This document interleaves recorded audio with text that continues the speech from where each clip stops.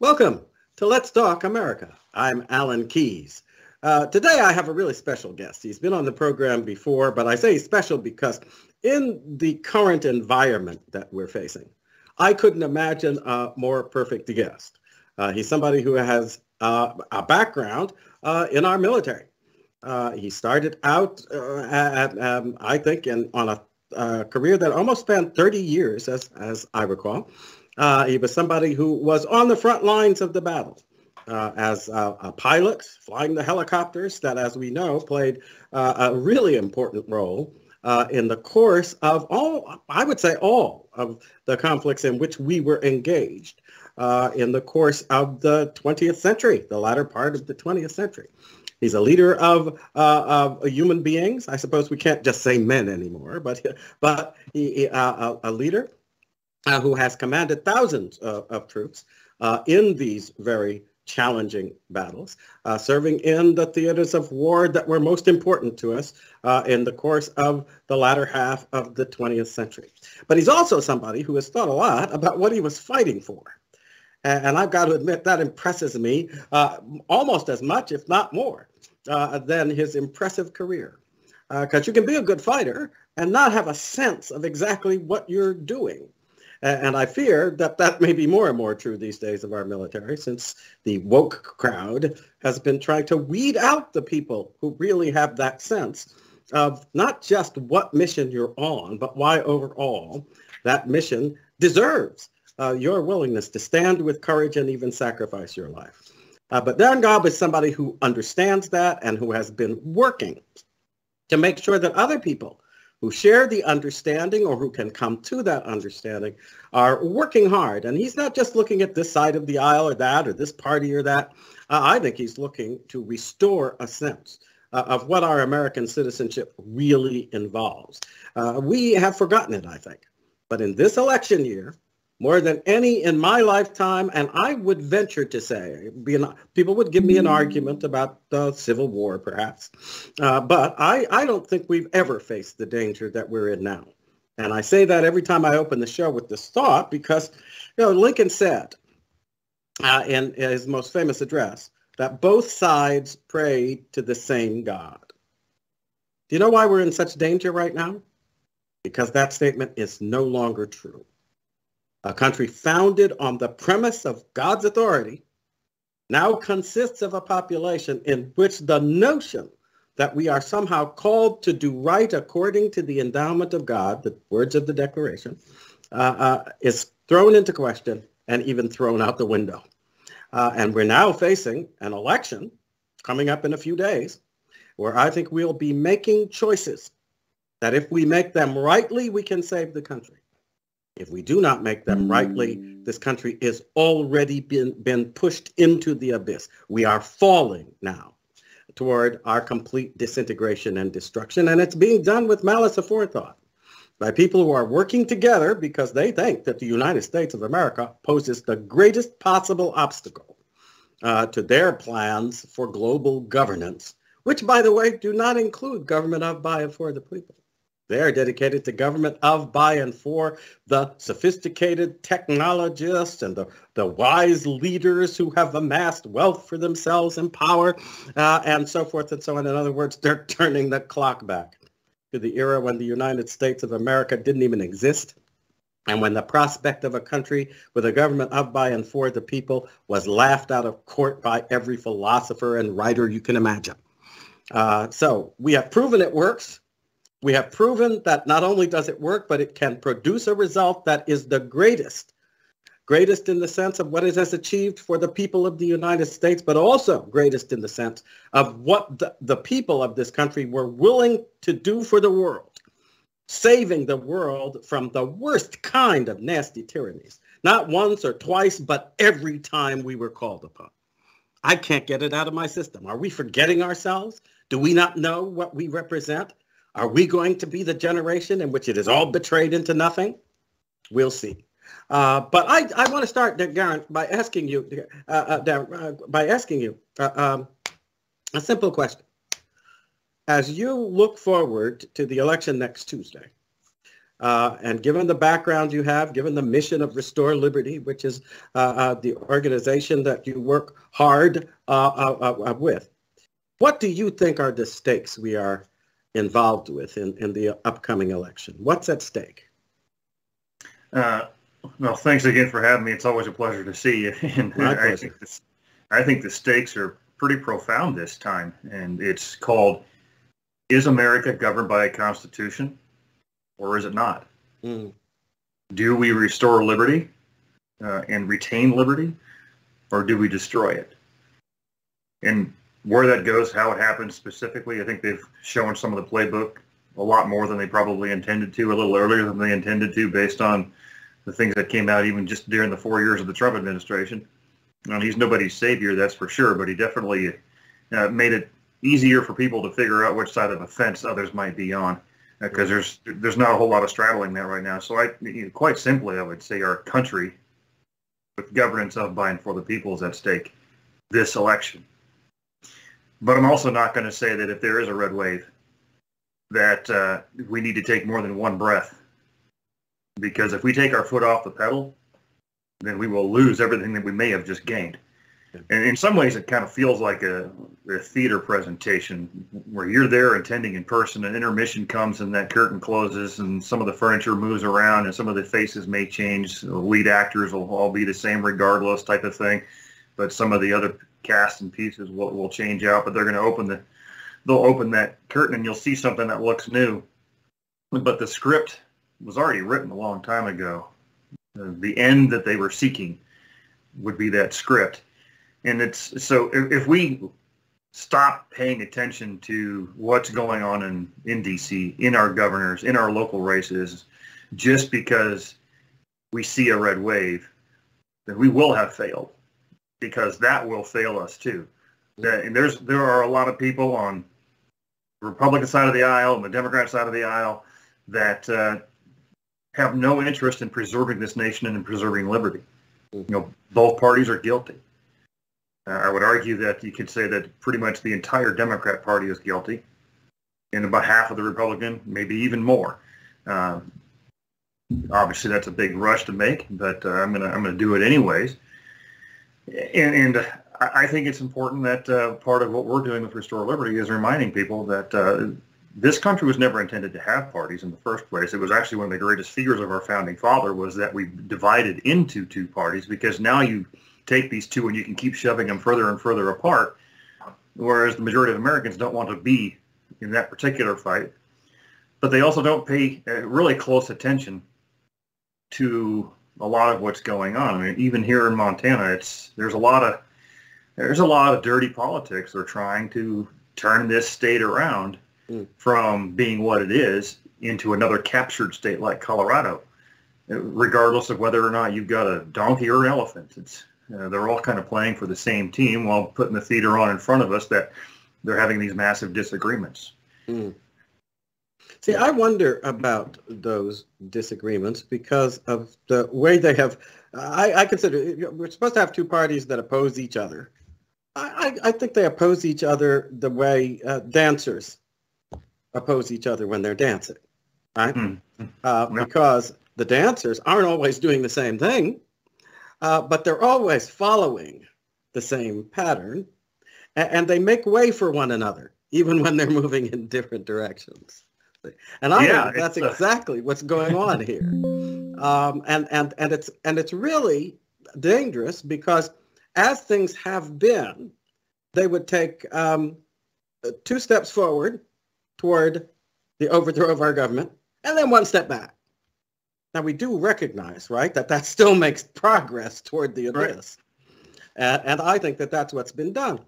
But if you consider the aftermath of the election in 2016, I think that the Democrats reacted in the kind of unstable, insane way they did to Donald Trump because they were intending, through the triumph of Hillary Clinton, after the preparations made by Obama, they were planning that this era we're going through now, that would have been 1 or 2 terms for a president, Hillary Clinton, committed to what they're calling now the Great Reset.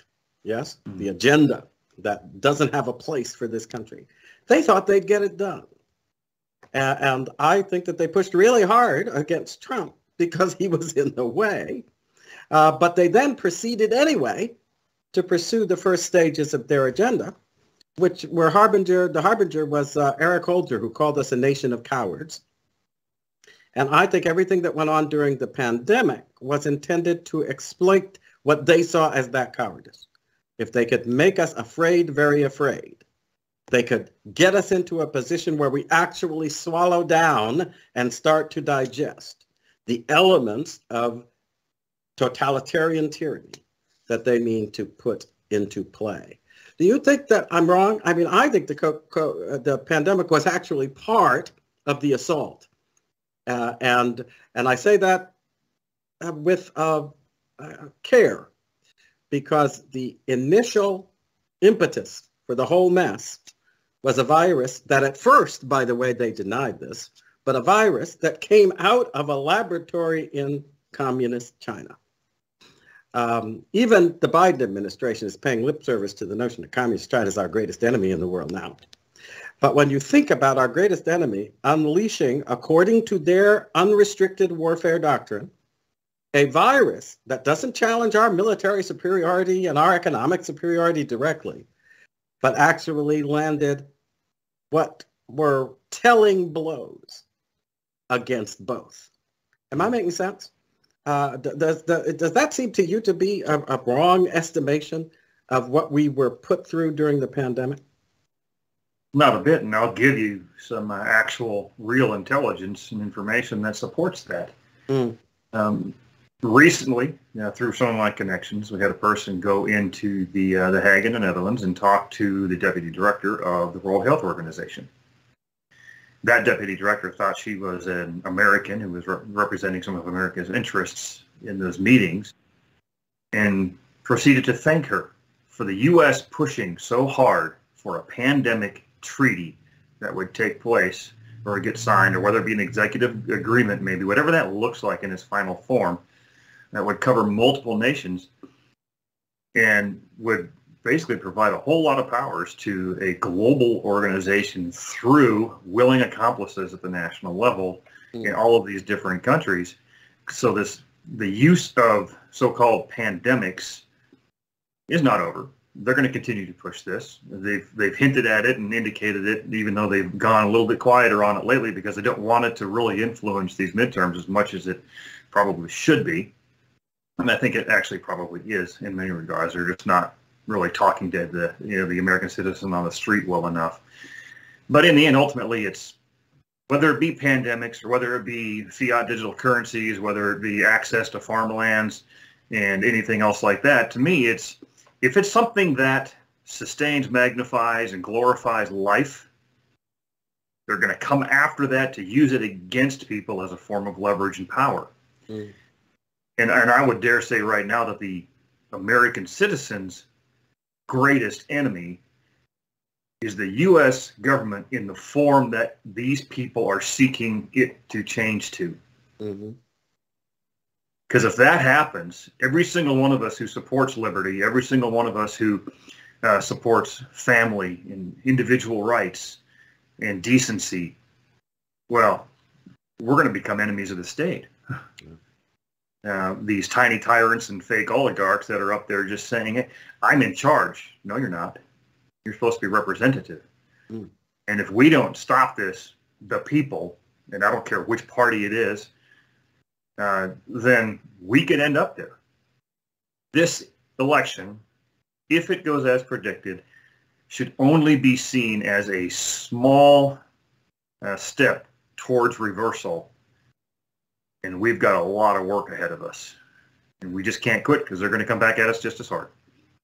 See, I think you're exactly right. And then the question arises, how do we help more and more of our people to appreciate the nature of the work that's involved in the challenge that we will face? If there is a red wave, if you have people taking over the Congress who aren't overtly committed to this agenda for overthrowing our government of, by, and for the people, And I think that as I was reviewing to prepare for our talk, the basic tenets that you all advocate at Restore Liberty, I saw something that answered what is for me the first challenge. And that challenge was actually posed by Barack Obama when he told everybody in the country that he was going to change this country and its government and everything else fundamentally. Fundamental change. Now, I don't know if most people thought it through, but fundamental translates into that which has to do with the foundations. And I'm sitting there thinking as I listen to this, he wants fundamental change.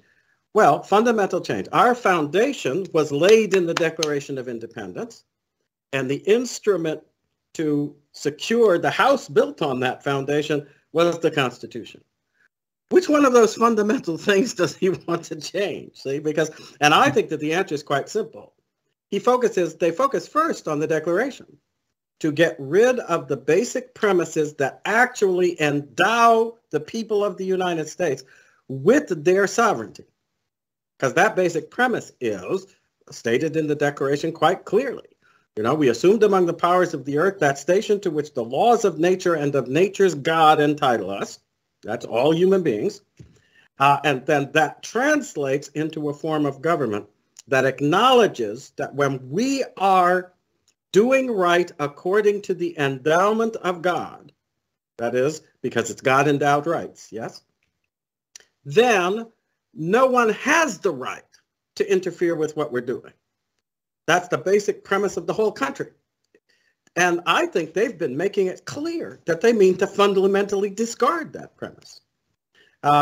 Because we don't get to determine anything. And yet our foundation has been, so long as we're adhering to the right standard, which is the endowment of God, so that you're respecting what is right and not violating what is right in terms of how you treat one another, right? So long as you're within those bounds, you are to be respected in the choices you make and in the enterprises you pursue and in the effort that you make to take care of yourself. I think they mean to throw that out the window.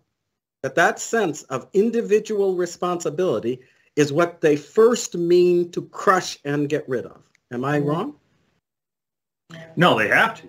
In order to succeed at what their really long-term goals are, they have to create a society that accepts a certain level of dependence on the federal government, whether they like it or not. And we've definitely created a society through our schools and the universities and everything else, where we really have programmed students into a false version of history. We've gotten rid of God from this country and said, this is a figment of your imagination and everything's on the table now. You can do whatever you want. We've removed, like you said, that foundation that should undergird every single one of us. It's like trying to build a house again on a beach just by framing it and putting a roof up with zero foundation. That foundation is so gone right now that we're ripe for anything. But that's why I think one of the critical aspects and the things that we absolutely must do as a nation is to find those pastors of courage that belong to Christ's real church, not just any brick and mortar structure that claims to be a church, but the actual Bible following true Christian church of this nation, and speak to those pastors and provide them some courage and some tips on getting out of the walls as a nation, as a church, and saying, you know what? You are to be the primary influencer of the culture in this country. And right now, far too many are hiding behind the walls of a church saying, well, I'm a 501c3 nonprofit. I can't engage in that kind of activity. So you're going to let the sharing of the gospel be shuttered by the tax code. There's a couple of decisions that can be made there. I think there you've got your finger right on the pulse of our problem there, and that the solution to that problem has to do with how the environment. Because when it first started, that whole 501c3 thing with the income tax and the exemption, that was supposed to be doing something that recognized in a way the unique role of the faith and churches and whatever denomination in America. Instead, it became kind of a yoke, didn't it? It did. Intended to bridle the activities. And those activities were vital because though the country is founded in a way that looks at people and says, you have a choice to make between doing right according to God and doing wrong. When you make that choice, we exist to work together to make sure you have the right, that you continue to do it, that we all prosper on account of those good choices, and so forth and so on. And when you don't, we're going to fail. It was left up to individual discretion, but that individual discretion was informed by faith and by pastors who would reiterate the fundamental tenets of that faith. They didn't always do it in the same way and so forth, but they had a foundation that produced a similarly responsible and conscientious result in their hearers. That was the aim, right? Mm-hmm.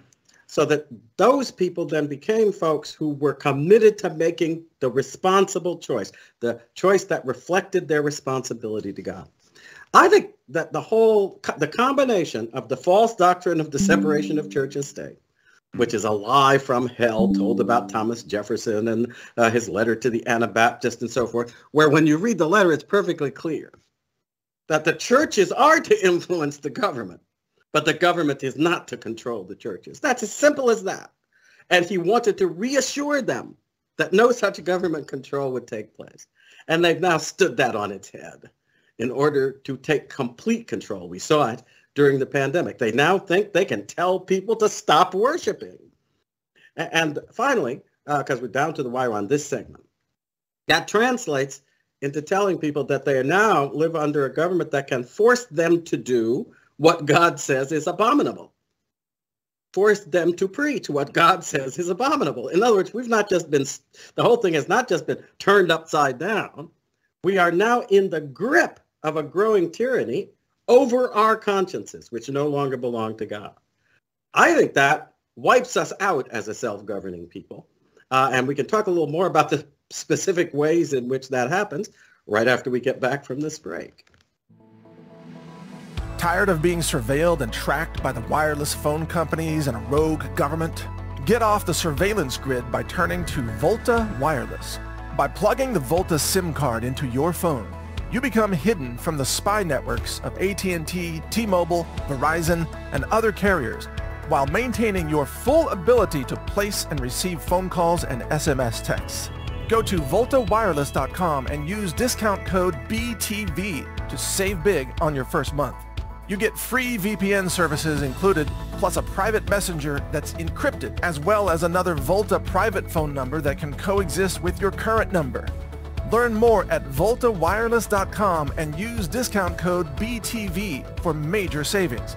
It works with both iPhones and Android phones across 200 plus countries. Volta Wireless is the official wireless privacy sponsor of Brighteon.tv. Join us on Brighteon Radio, the Jim Price Show, their evenings. Make sure and join me for the daily update as I talk to you about the day's events and things we can do to make the world a better place and make sure that the world is what we want to be in the future. So join us on Brighteon Radio, the Jim Price Show. Thank you so much.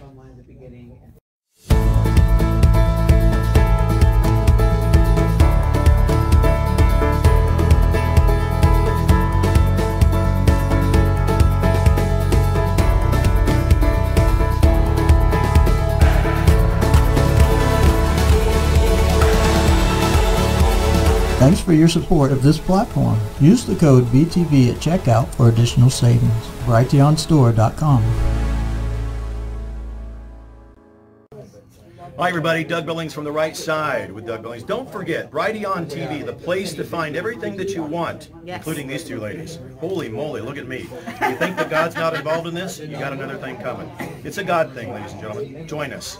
Nearly all the vitamin C sold at retail today comes from China, and it's made from genetically modified corn. Even though vitamin C is a critical part of immune support, it's also critical to know where your vitamin C comes from.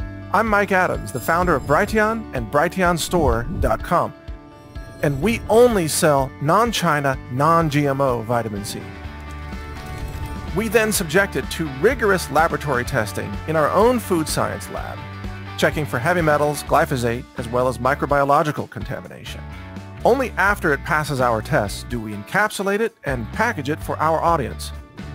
You can find it at BrighteonStore.com. It's not the cheapest vitamin C on the market, but it is by far the most rigorously tested and honestly sourced vitamin C available anywhere in the world. Support your health and this free speech platform by shopping at BrighteonStore.com. Welcome back. I'm Alan Keyes. This is Let's Talk America. I have the pleasure of having Darin Gaub on the program today. He works with Restore Liberty.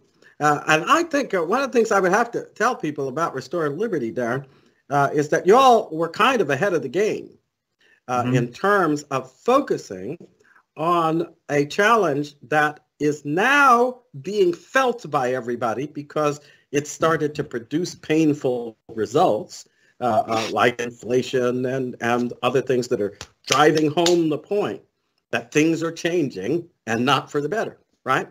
But I think we've been moving toward this darkness for a while, and a lot of people just didn't realize it. But you all have been lighting the fire so that people can see it and sounding the alarm for quite a while now. I'd be interested in, as you look at the different strands of what's going on, right? I mean, we see the attack on the family, parental responsibility, the souls and conscience of our children on the one hand. And we see also an attack on our responsible pursuit of self-preservation via decisions we take about our livelihood and how we are going to deal with our abilities and translate them into a way of responding to our responsibilities by doing work, whether it involves, free enterprise and things of that kind, education, whatever it might be. That's also being attacked so that we sit back waiting for somebody else to tell us what to do rather than taking the initiative. Could you tell folks a little about that? Because I think you all have been thinking this through in its various elements since Restore Liberty was started. Yeah, well, certainly. It's interesting because one of the things that we focus on is the idea that sometimes you've got to back out of the picture to truly see it. You get in too close, you're going to get wrapped up into some of the noise. And a lot of this noise is generated, and it's often like, oh, vice president said something stupid today, or the president said something stupid today, and everybody gets wrapped up around that, or they get focused on this attack against Paul Pelosi in California, and the news cycles consume these things. And they get so zoomed in on that they're completely missing the bigger world around and the bigger picture and the problems that are developing around them. Things like diesel shortages and currency issues with the petrodollar, and you can pick a lot of big global issues. And I mentioned the WHO pushing this pandemic treaty and what that could do to people's liberties and their freedoms in their countries, where their governments toe the line and go along with these things despite the fact that they are contractually obligated not to do so, especially here where so many people are watching us. And as America, we're supposed to be leading in the right ways, and right now we're leading in the wrong ways. And so that's one of the reasons why, like this weekend, I leave tomorrow morning early, and I'm going to go down to the Point Church in Brandon, Mississippi. And I'm going to talk to a group of pastors and lay leaders and whoever shows up, it doesn't really matter, about the fact that we're supposed to be out there leading this country as a church, that we're supposed to be doing a lot of different things that we're not doing. And if things do go bad, I'll talk to them about how you can actually structure a local community of support that can untether you from all these control mechanisms.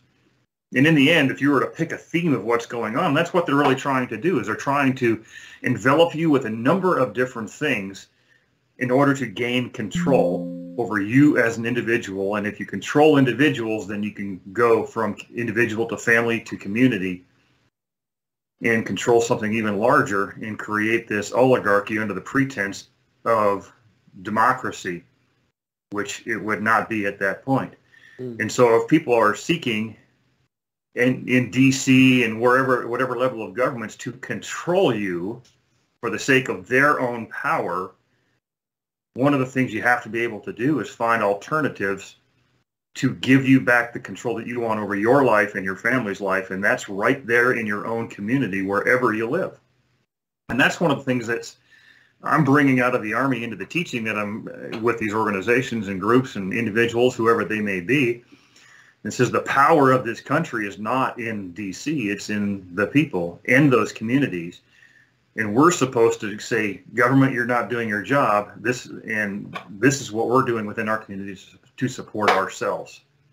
And that could be as simple as trading materials and services and labor. I mean, it's simple things.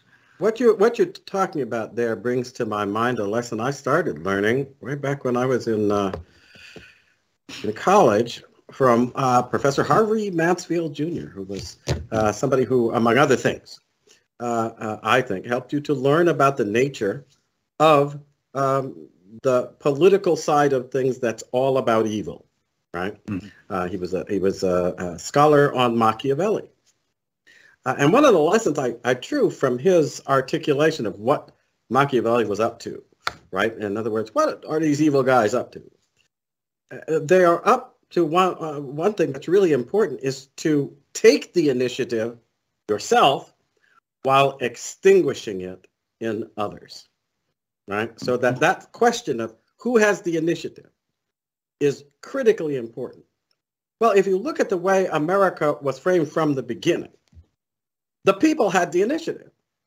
And that was part of the whole revolutionary problem, because the British ministry was acting as if the people in the colonies shouldn't take the initiative on their own in terms of issues like taxation and the regulation of commerce and all of this. That was somebody else's business. They were standing there saying, no, this is our business. We started these plantations. We have been keeping these things going. This is our concern. And I think it's been systematically the aim of a lot of people who really don't care for this form of government to get people into a position where they think that when you need X, you must go to the government so the government can take the initiative.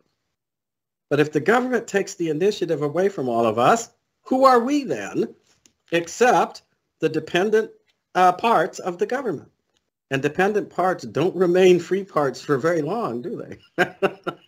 They don't. And it's interesting because I ask a question that often, because people will approach me on a variety of these similar topics, and they'll come up and just say, hey, what are you guys doing about this problem within Restore Liberty, or how are you addressing this problem within Restore Liberty? And I usually start out with, well, what are you doing? Mm-hmm. Don't look to anybody else. No organization, no bank account, no leader of any type before figuring out, first of all, what you're doing yourself. And that's part of our message around the country is it's like, stop waiting for some savior to come help you and pull you out of this problem. Don't think that an election one time is going to save everything.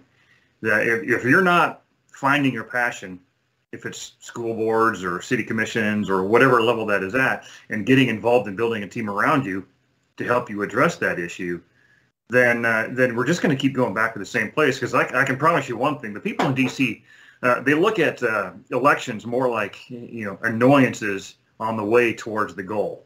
Yeah. And sometimes you're going to win some, sometimes you're going to lose some, but either way, they've infested so much of the deep state world up in D.C. with their agenda, that they look at a congressman who just got elected, who's a truly American patriot type of person, and say, in 2 years they'll be gone. I'll still be sitting here in this desk sharing my information with the media and doing everything I can to destroy liberty in this country.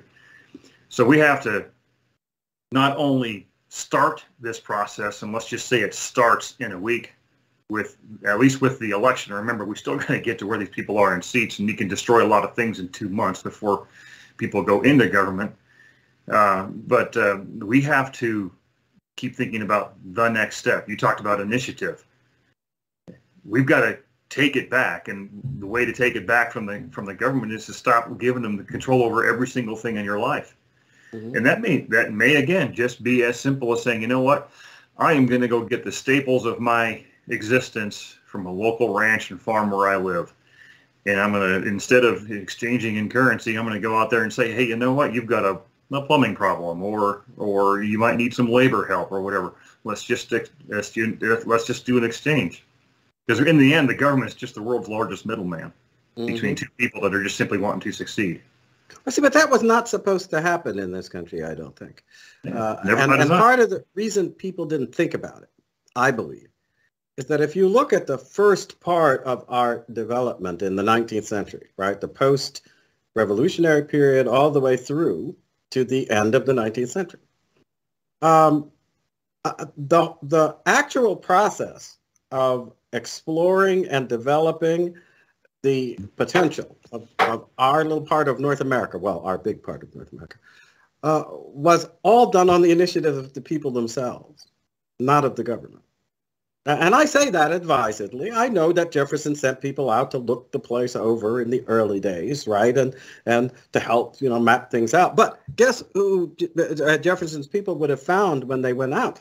They would have found that there were people hunting skins and things like that for commerce before they got there. And those people were the ones they had to depend on to figure out where they should go and what the rivers would be like and what the weather would be like and all of this sort of stuff.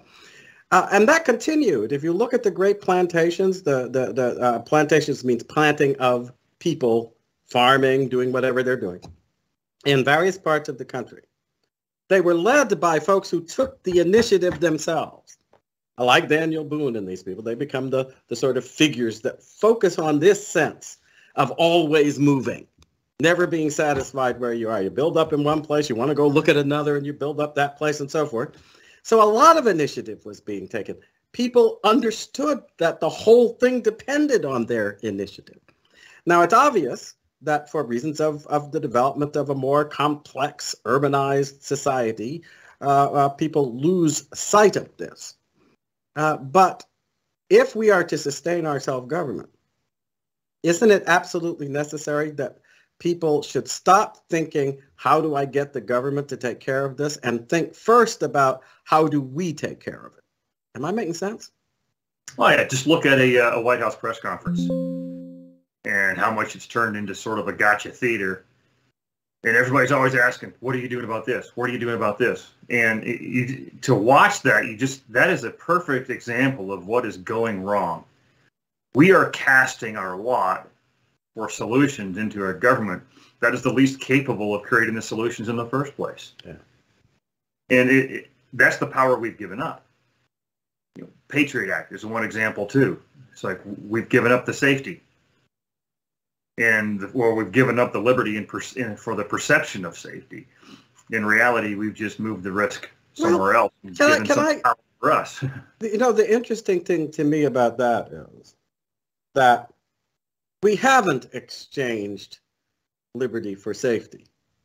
We've actually backed away from our liberty, including the righteous freedom to preserve and defend yourself and that which you have built up through your right-doing labors, not through wrongdoing, but through right-doing labors, whether it's the work you do, establishing and building what's necessary to raise crops and feed your family, or the work you do to get educated and how you preserve yourself against various diseases and things like this. I mean, it all requires the initiative of the individual, and at one point that was understood.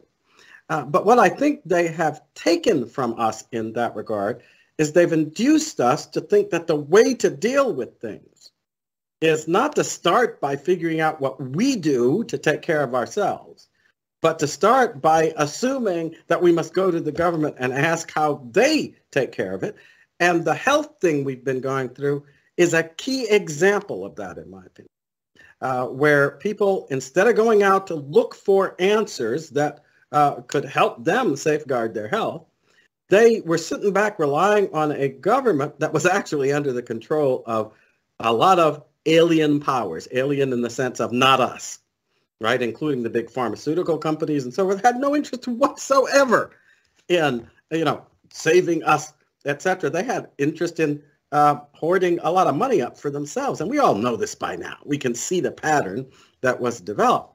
But the key was they wanted to discourage us from looking for alternatives other than what the government recommended, even if they worked. Yeah. Well, look at community policing too. That's another example. Ultimately, who is responsible for defending my home and my family? It's me, right? And the people in my family, if they are capable. And then, but now we're saying, hey, you should all give up your guns and put all the power of policing into a formal police force, who are often under the thumb of a corrupt commission or whatever that level of government may be. The individuals within those police forces may, by and large, be good people. Who's to say? But in the end, it really doesn't matter if the typical problem exists where you've got a 4-second problem of somebody invading your house and you're supposed to wait 10 minutes for a response. It's too late. So that is another place where they force the only viable solution that they want you to see is through a local police force and a sheriff. And we've got good ones of those here where I live. For that, I'm not going to discount that. But the primary defender of my person and property is me.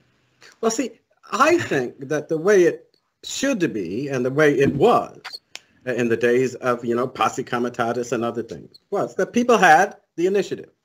Well, y'all know that I can't come out there and work your farm. You've got to take care of that yourself, and so forth and so on. But when things started to get to a point where you were dealing with some of the folks who try to encroach on that, right? Because they usually organize themselves into gangs, and those gangs then prey upon people against the doctrine of unalienable rights. See, people think unalienable right means doing whatever you want. No, it doesn't. If you start doing things that violate the God-endowed right of other people, like stealing and killing them and so forth and so on, or raping their children, which is what's been going on in our schools lately.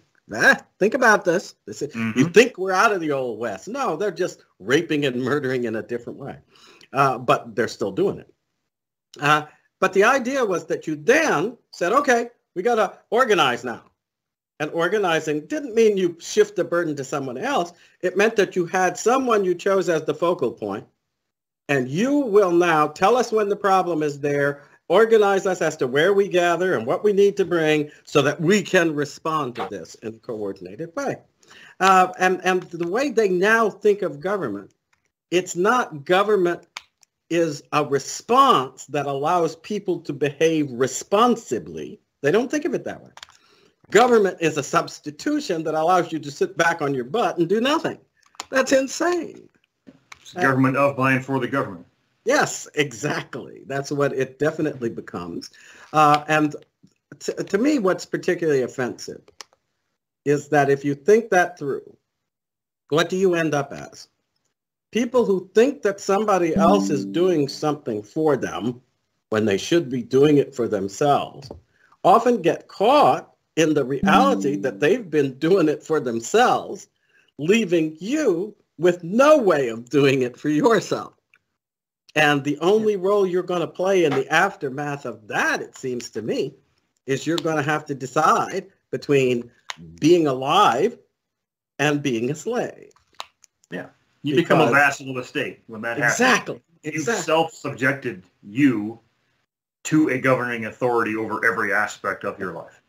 See, and I have to say, my own thinking about that was driven by the real saga of what's been going on, mainly under Democrat control, but not exclusively, in our cities, where they come in promising that they're going to do something about the crime and the unemployment and the this and the that.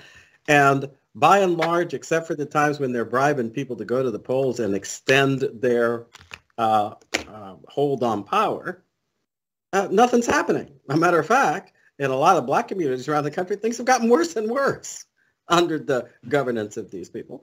And they have also, of course, been systematically aiding, abetting, and encouraging things that lead to irresponsibility, that lead to drug taking, that lead to the deterioration of conscientious, self-disciplined life. And I think that's done on purpose. I think that the whole way things are being handled right now is to try to aggravate the irresponsibility and helplessness of ever larger numbers of our citizens. And that's what we have to start warning ourselves against, because part of the key to it is within us. And if we don't mobilize our wherewithal to resist it, then we become dependents and then slaves. Am I making sense?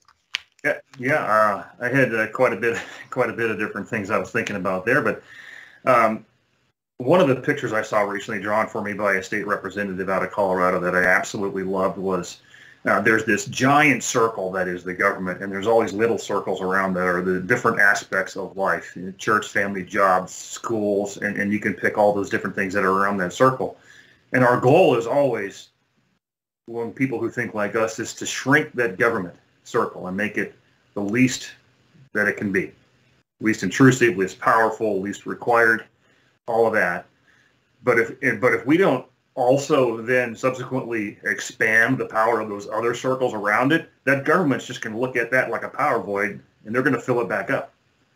And that's why this event I'm going to go speak at in Brandon, Mississippi this weekend is focusing on that void. And the church is supposed to fill that void, regardless of what your tax status is. If there's true need for families and feeding children or feeding family, the entire family, or a housing shortage or a problem, and we're always looking to the government, it's because somebody else has given up that responsibility or that mission in life. And that's really, many of those places is where the church and the parents and those kinds of things are supposed to be. We have to expand those spheres, keep the government small by taking on many of those responsibilities. And I would say that is where the church has given up a lot of what it's supposed to do. And that's the true church, of course, but because there's a big section of what calls itself the church in this country that is certainly not following, anybody but the God of wealth, power, and woke cultures. And so we have to do that as churches, and that's what this event is about, is showing churches that, it's okay to be a church that is out there and be really, really loud and be a big influence on our culture. We are never meant to be the church that says, okay, I'm going to hide behind these brick walls. We're going to preach the gospel to ourselves.